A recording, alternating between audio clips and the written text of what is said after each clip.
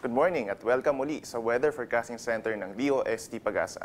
Ngayong araw po ng Friday, may mga pag-ulan pa rin po sa ilang bahagi ng Luzon na dulot pa rin ng northeast monsoon or amihan at ng tail end of a cold front or yung boundary ng northeast monsoon at ng easterlies. Samantala yung easterlies naman o yung hangin na nagmumula sa Pacific Ocean ay siyang patuloy pa rin na nakakaapekto sa ilang bahagi ng southern Luzon, buong Visayas, and buong Mindanao.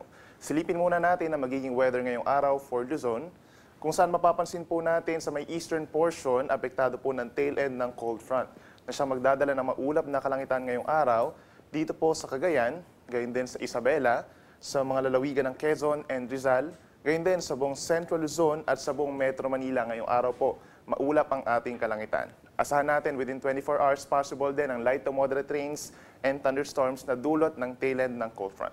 Dito naman po sa Cagayan Valley, sa rest of Cagayan Valley, gayon din po sa Cordillera Administrative Region at dito rin sa Ilocos Region, asahan po ngayong araw ang northeast monsoon or amihan na siyang magdadala ng maulap din na kalangitan pero may mga mahihinang pagulan lamang at asahan ng malamig na temperatura lalo na sa madaling araw. Silipin naman natin ang magiging temperatura ngayong araw for Luzon. Sa Metro Manila, maaaring umabot hanggang 31 degrees Celsius ang maximum temperature dahil sa tail end ng cold front. Dito naman sa Baguio City, maglalaro mula 15 hanggang 24 degrees dahil pa rin sa northeast monsoon. Dito naman sa Tagaytay City at sa Puerto Princesa na siya namang apektado ng easterlies, maglalaro from 22 to 29 degrees Celsius and 25 to 31 degrees Celsius respectively. Dumako naman po tayo sa ating magiging weather for Visayas and Mindanao.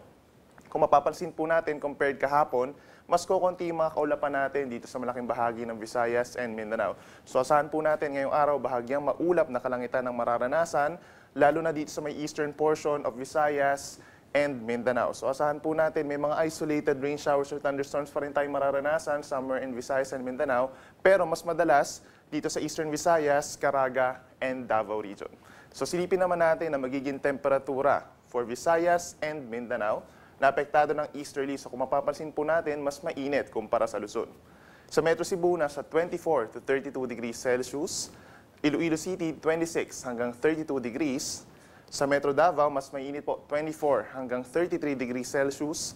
And finally, sa Buanga City, 24 to 32 degrees Celsius. Dumako naman po tayo sa ating gale warning dahil pa rin po sa amihan, meron pa rin matataas na alon dito sa may extreme northern Luzon at sa baybayin ng Ilocos Region. So kabilang na po dyan ang baybayin ng Batanes and Calayan, northern coast of Cagayan, at dito rin po sa Ilocos Norte, pababa ng Ilocos Sur, La Union at Pangasinan. So may mga pag-alon po dyan na umabot from 3.4 hanggang 4.5 meters. So bawal pa rin po malaot ang mga kababayan natin doon na nangingisda. Dumako naman po tayo sa ating magiging sunset and sunrise.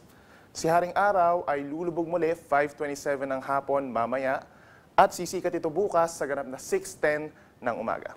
At mula pa rin dito sa Weather Forecasting Center ng DOST Pag-asa, ako po si Benison Estareja reporting.